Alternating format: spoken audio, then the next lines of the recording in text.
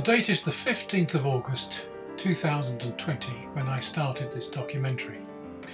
This is 75 years after the cessation of World War II in Asia, also known as VJ Day. My father, Tony, returned from the Burma campaign, also known as the Forgotten War, against the ruthless Japanese. Tony was on a ship on his return to Burma after a short leave of absence in August of 1945, which is when the Japanese surrendered.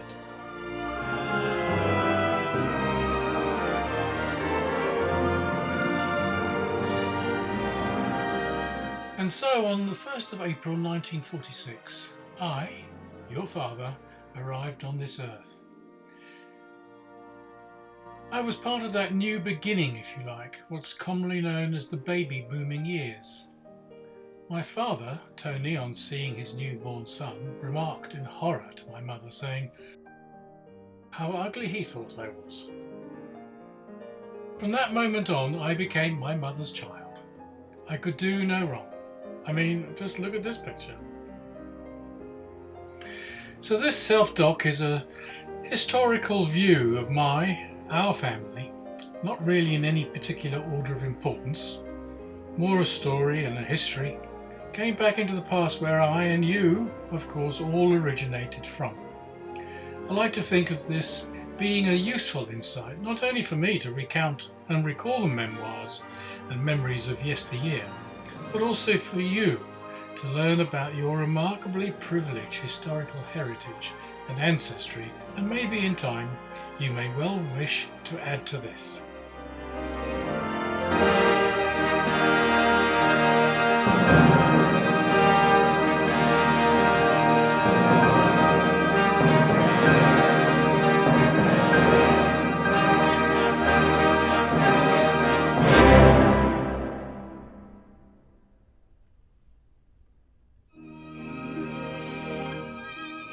Mum and Dad were one of those couples who were the envy of many. Mum for her looks, young and pretty. She was also an actress, plus she could sing. Though in my teens I didn't think that was too cool, to be totally honest. Her father was a celebrated composer of music, formerly of cabaret, revues, satirical, anti-establishment songs in Berlin during the well-documented Weimar period. That's the period between the First and the Second World Wars in Germany, when there was the rise of the brown shirts, fascist, anti-Semats. Misha's career was really taking off in films and in the theatre world up to that time in 1933. This was the time when the Spolianskis were advised to emigrate. So to England it was, along with a lot of other Jews who started to leave Germany from that point on in 1933. Anti-Semitism was well and truly being cranked up to the commencement of the Second World War in 1939. The Spoliansky family, Eddie, Misha's wife, with the three girls, Irmgard, that's my mum, who then became Spolier, she hated the name Irmgard. Then there was Elspeth, known as Babe, and then Katharina, known as Kate. They went to Vienna first, whilst Misha headed a few weeks later, bound for London via Paris. Tony's grandfather was a well-known architect of Catholic churches. A Leeds-based company called Kelly and Birchall. He designed well over 50 churches. There's St Patrick's Church in Soho Square, All Saints Church in Bute Avenue in Petersham, that's in the London borough of Richmond upon Thames. This is a Grade 2 listed former church which is now used as a private residence. The church was never consecrated. Then there's St Luke's Church on Gibbon Road in Kingston-on-Thames, built between 1886 and 87. St Patrick's Church in Hove, very close to where Aunt Bridget lived. John Kelly, that's great-grandfather, married to Anne Crane from Norfolk, established a new practice down in London, John Kelly and Sons, in Oxford Street, and the and son was Tony's father, Claude, who was not only an architect, he was also an artist. He painted in both watercolour as well as in oil. He used the name Claude Arundel. I don't really know why he left off the name Kelly, but one could probably guess it had something to do with the Irish connection and the political issues at the time back in Ireland in 1916, in that this was being the Easter Rising, which was launched by the Irish Republicans to end British rule in Ireland. Clearly, as far as Pat was concerned, Tony's brother, Pat, who lived in Guildford, Surrey, also changed his name as a result as the Guildford Four bombings, probably for fear of any backlash. Pat also worked in the film industry as a production manager, mostly at ABPC Studios in Boreham Wood. Tony's father, Claude Arundel, was also a composer. Claude won first prize in a national song competition in 1919. There were more than 1900 entrants, so competition was pretty strong. Anyway, his winning song, the Liberty Song, earned him £1,000, a lot of money in those days. The song was by all accounts one of Claude's least applauded compositions, so best to leave it at that really.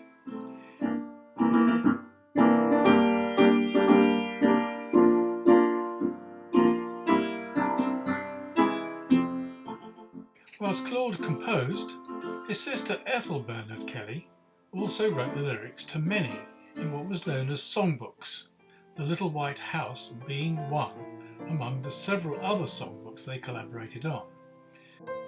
This is one of Claude Arundel's compositions. My grandmother Grace, formerly Woodley, also wrote lyrics to some of Claude's musical songbooks.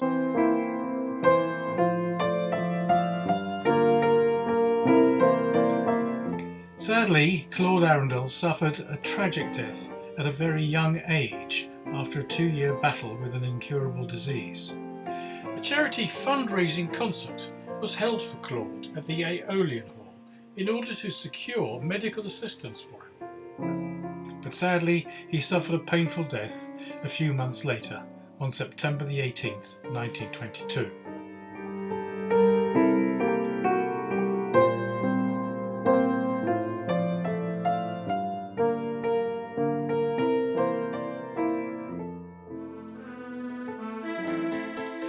Now to Grandad Misha, born in Bialystok, then part of Russia on December the 28th, 1898, into a very musical family. His father Pavlov was a well-known opera singer at the Conservatoire in St. Petersburg. Alexander, his brother, born on the 7th of October 1884, was 12 years older than Misha. Barbara, his mother, may have either died or they got divorced. However, Pavlov remarried to Saba, who had 2 siblings. Lisa, born in 1892, who became an acclaimed pianist, and then Misha, born in 1898.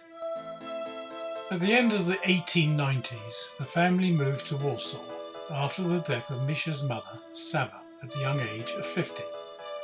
This was in 1904. Misha recalls the very fear of the Jewish conspiracy which he felt was everywhere. Daily life was tense and frightening. So the up sticks again, this time moving to Vienna and again later on to Dresden in Germany, where his father, Pavlov, died in 1907. Misha at this point is only 12 years old and now orphaned. Both Misha and Lisa then moved to Königsberg in East Prussia, where she stayed in a girls' boarding school, and Misha was looked after by an old friend of his father's. On reaching the age of 16, Misha decided to join his brother Alexander, that's Schürer, in Berlin. This was around 1914, which saw the start of the First World War, ending in 1918. As an aside, Misha composed his first piece at the age of 6, entitled Scherzo.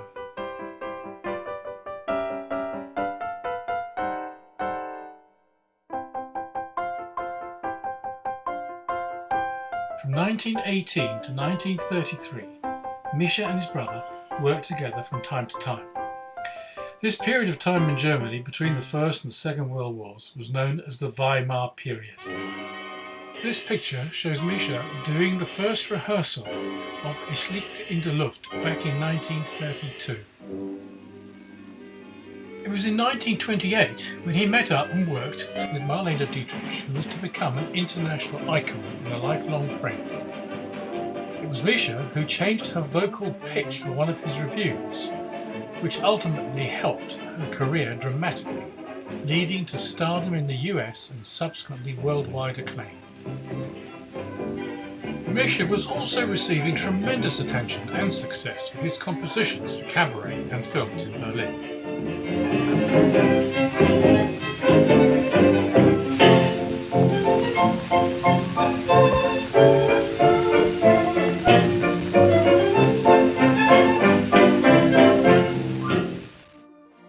But in 1933, at the height of his success, Hitler became Chancellor of Germany. The time came again to up sticks and move on because of anti-Semitism. So the family finally settled in England. Wellington House, Primrose Hill in Hampstead. I remember the flat very well. Really high ceilings, massive sitting room in which stood a concert grand piano. In fact, the flat was just simply huge with a wonderful garden. I remember Christmases here especially well. It was always a big family get-together. All the German aunts came over from Germany. There was a really strong continental feeling about how we subsequently celebrated Christmas on Christmas Eve from then on in, until more recently now. Our family has grown considerably now, which makes getting together on Christmas Eve more of a challenge. My father Tony was one of those really creative people. Good with his hands, good at carpentry. He made this corner piece. He made his own clothes, trousers, made dresses for Mum. He was an artist. He studied dramatic art and appeared in a number of early Elstree pictures. At one time, it was a toss-up as to whether he or Freddie Bartholomew should play the part of David in David Copperfield. Needless to say, Bartholomew got the part. He studied ballet at the well-known Ballet à Rambert, where his sister Bridget also danced. We'll get on to Bridget a little later.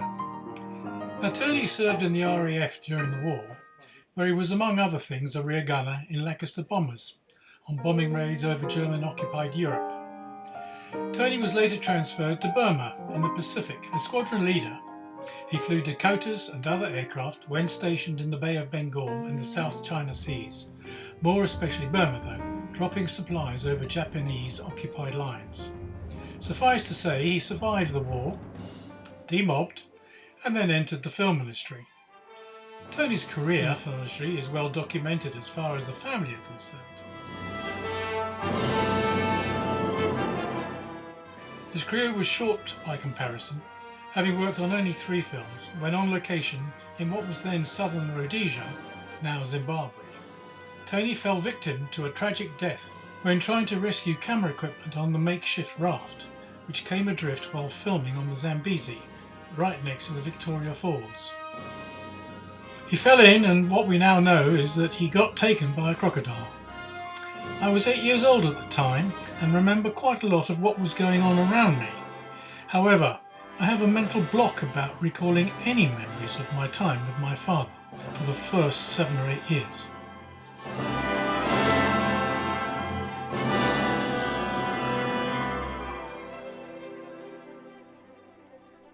In 1954, the same year as Tony died, food rationing was finally lifted.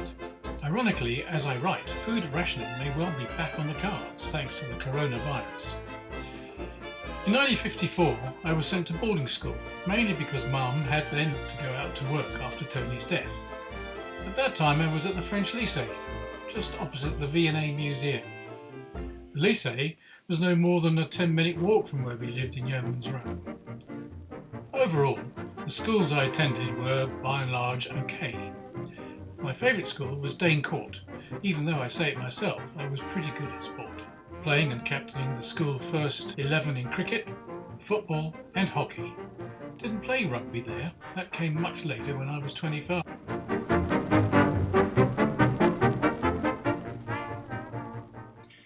So, back to the Spolianskis. Well, Granny's family anyway. Granny was Swiss by birth, lived in Berlin with her largest family in a lovely big house.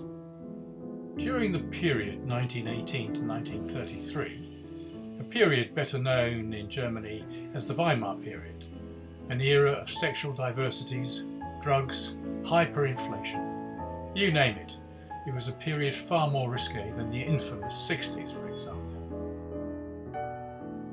This Weimar period was depicted in both real life and cabaret theatre. The cabaret stroke Spoliansky period we will touch on later. But all the Rheinwald children, including Granny, were well known for the several series of child postcards which were the fashion in those days.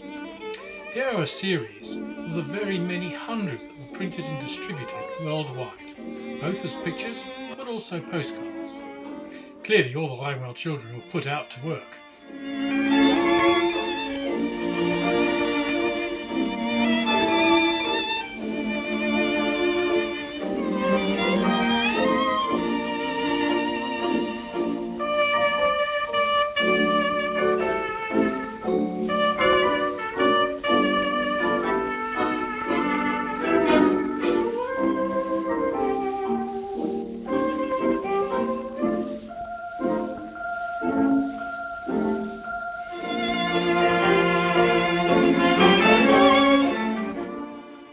And they grew up.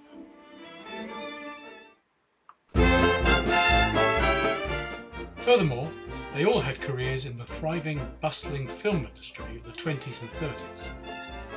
Granny Eddie's eldest brother was Julius, who was a cameraman. Now Julius, ironically, lost his life whilst filming in Africa. This is a tad spooky, history repeating itself. How weird was that? Then came Irmgard, a very talented ballroom dancer who played in only 2 films in 1925, but Irmgard was also an ex-beauty queen in Berlin. She turned down princes and sultans who wanted to marry her because of her beauty. Eventually, she married a Russian prince. Then came Greta, short for Marguerite, a great film star with over 90 films to her name. Then there was Mischa's beloved Eddie. Eddie was only a child actor in 1 film. Now why, I wonder. After Eddie came Otto, who was a child actor of over 45 films to his name, and later became a film production manager, whilst child roles had dried up. Hanny was the youngest in the family, and also an actress of in excess of 50 films to her name. She was better known to me as Hazy, and was always a good laugh, loud and great fun.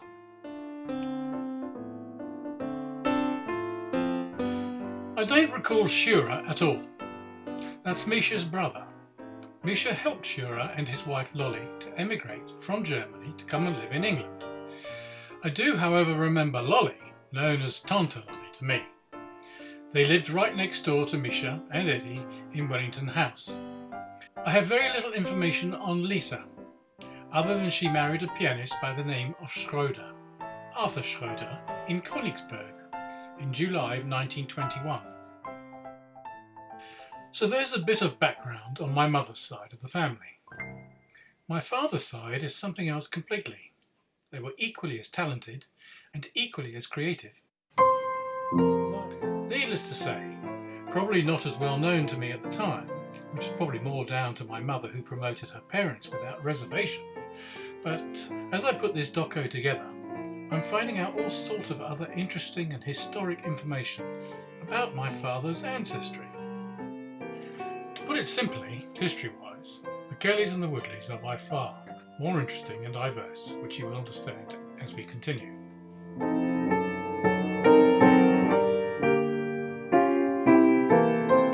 We now get on to Bridget, who you all knew. Bridget too was very creative, as well as artistic. She took up ballet at a very young age and made that her career. She danced for the Ballet Russe de Monte Carlo, the Anglo-Polish Ballet Company, the Ballet de Trois Arts, and the Ballet Rambert. Bridget was an extremely good dancer. She reached the high levels of recognition as a ballerina until injury put an end to her dancing years. Bridget was strict and took no prisoners. She taught her students that way. She later became director of the Ballet Rambert Company. Bridget in retirement was equally as busy, painting, travelling and writing. And here are all her writing friends. She wrote her biography, The Dancing Years, which was published in the Dancing Chronicles. In her latter years she also wrote the biography on Madame Rambert, known as Mim. Bridget loved Madame Rambert, not only knew but adored. Again, this also got published and was critically well received. I think Bridget saw a lot of Rambert in herself, with dedication, with a hint of ruthlessness and discipline. Just after the war, in order to raise extra income, she was a face in many a TV commercial. Sadly, I can't find any in the archives, but some were on Lloyd Loom furniture as well as the odd detergents. It was Pat, her brother, who found her these fill-in jobs. Bridget can also be seen in this clip from the 1952 film Moulin Rouge, directed by John Huston. There she is in the red, feisty and racing.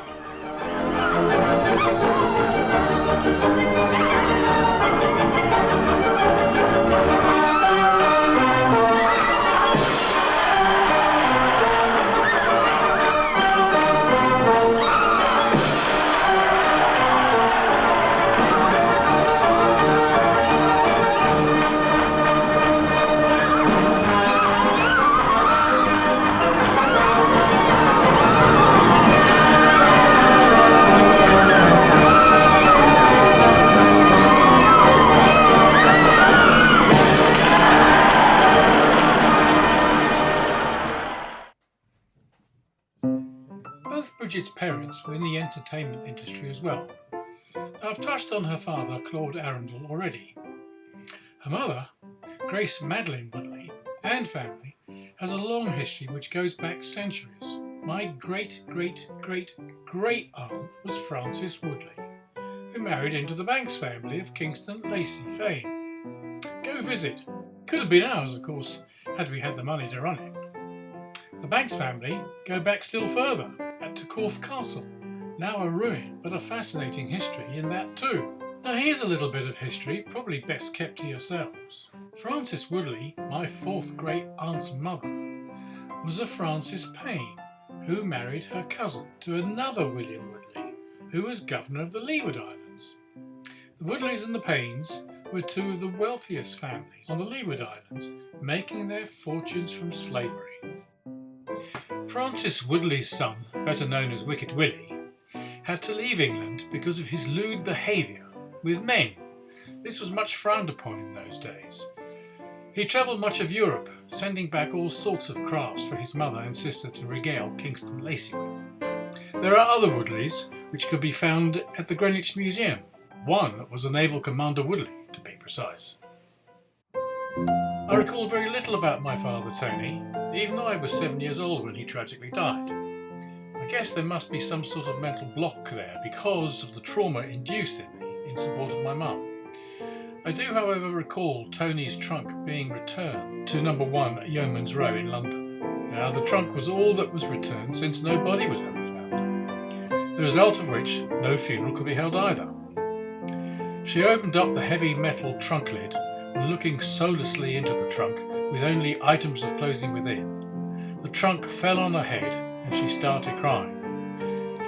Maybe one day I'll receive a blow to the head which could just kickstart some of those missing memories.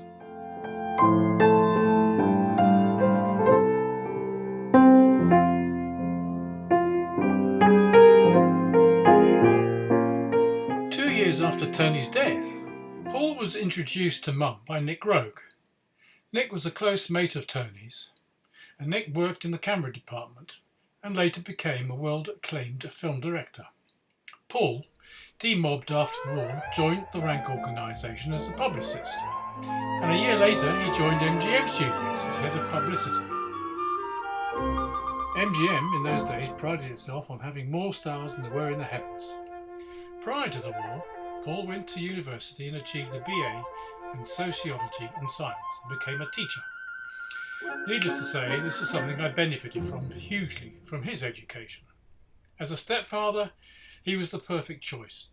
Hugely knowledgeable, wise to the extreme, and a really solid figure in shaping my life and ideals. I think it's fair to say, when I look back over the years, I had a very privileged life. The film and theatre world was blessed with wonderful people who passed through my life. There was Misha's music, with his and Eddie's history from humble beginnings.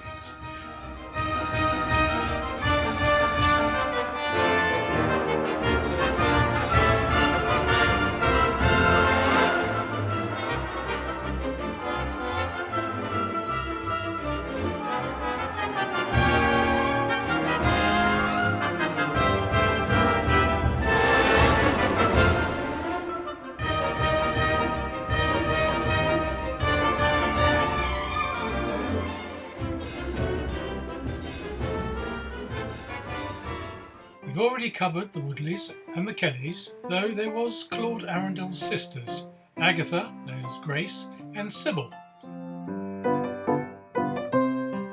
Whilst they wrote some of the lyrics to Claude's song cycles, they were also actresses in both theatre and film, Sybil being the better known of the two.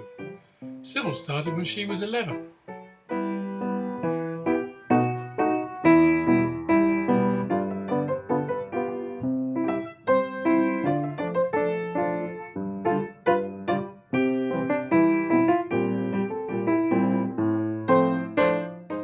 Here's a little chap that needs a mention, Gregory.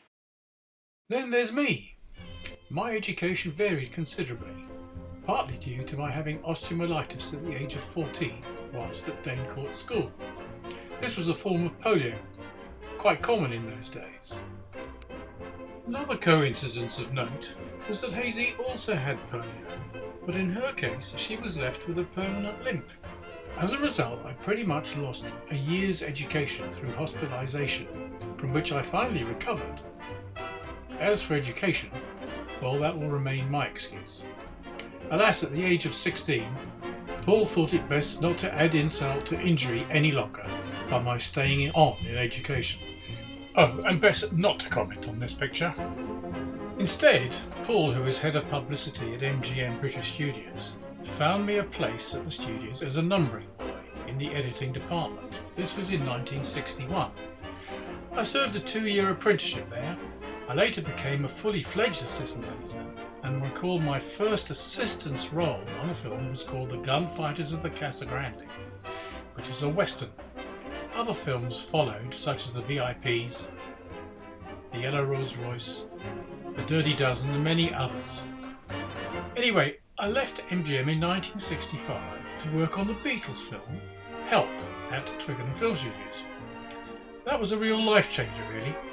The Beatles were in full flow, and gaining entrance to the studio through the herds of hysterical fans was quite surreal. Anyway, a change was to happen a few years later when I met your mum, but it was Carol who introduced me to rugby via Dick Allen, also known as Uncle Richard. I fully embraced that sport, playing for the Harlequins, training at every opportunity, touring, coaching, captaining many a side, including the Harlequin Gents, and then being made a vice president. So let's start winding up this doco with a short tour of Grandad Spoliansky's music from 1933, having arrived in England. Singt ein Lied von Spoliansky, heute Nacht oder nie.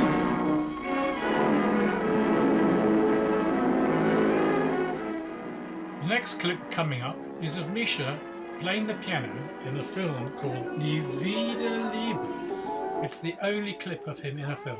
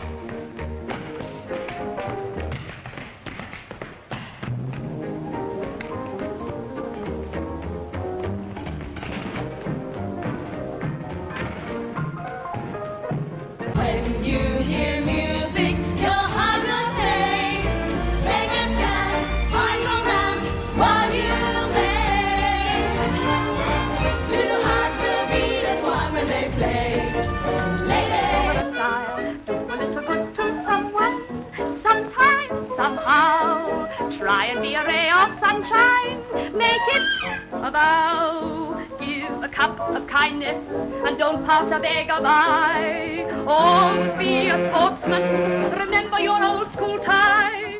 Could you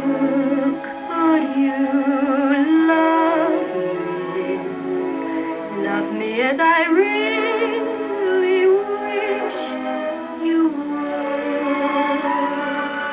I'll even say it once again. I love you, love you, love you, as I want you to love me too. Geht die beste Freundin mit der besten Freundin, spricht die beste Freundin zu der besten Freundin, meine beste Freundin.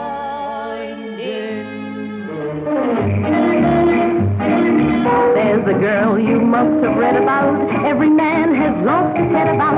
I know from A to Z about Red Hot Annabelle. She's had lovers by the million, soldier, sailor, and civilian. They call her though she's a Chilean, Red Hot Annabelle. Hold your husbands, I'm betting you they'll be added to her retinue. Annabelle would never let you die, say, fare thee well.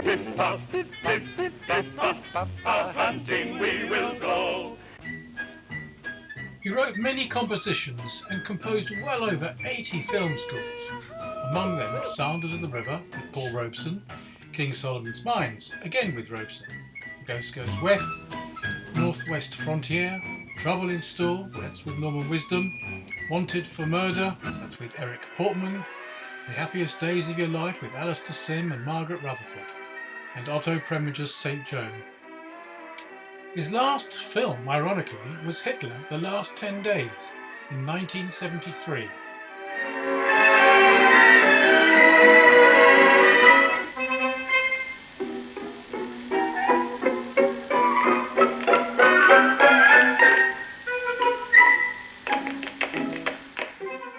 And look who pops up here. Tony, my father, who worked on the film as the assistant director. Here he is, standing by, watching a take.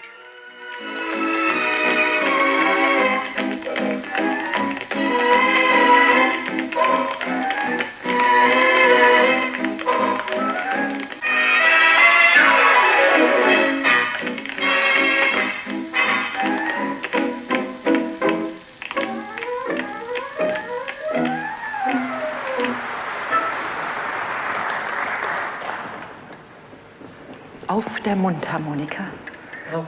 In 1978, at nearly 80 years old, Spoliansky performed a concert of his many works with his dear friend Margot Leon, the wife of the lyricist Marcellus Schiffer, at the invitation of the Berlin Arts Festival. Acclaimed by a packed audience of all ages, he was invited to make a return visit the following year.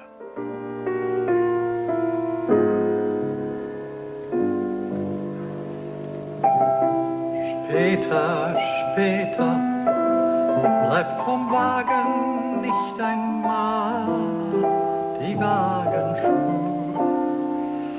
Niemand, niemand wird dann fragen, wer in diesem Wagen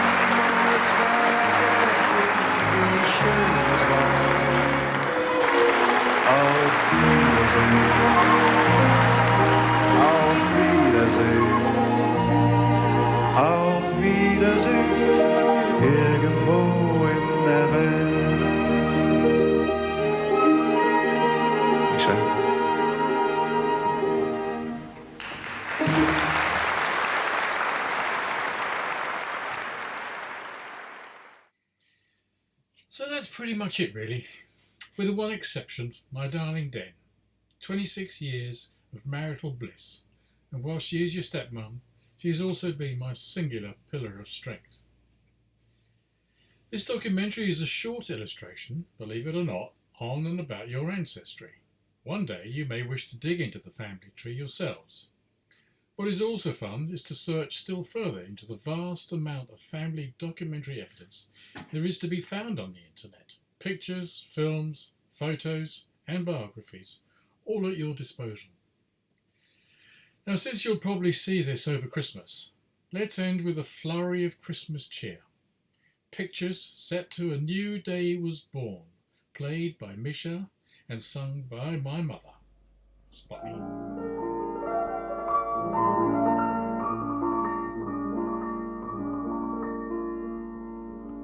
Good night. Good night. Sang a star to the moon. Good night. Good night. A shepherd boy heard the tune, and a new day was born. And a new day was born. The breeze The was a song to the breeze, bird. A lark gave it golden words, and a new day was born. and a new day was born. A boy and a girl met one wonderful morn, One wonderful morn. and just like a new day, a new love was born. A new love was born. Was born with a song. Was born with a A song, song that was sweet and strong as the music of spring. The birds flew bravely above, and two hearts in tune found love was a beauty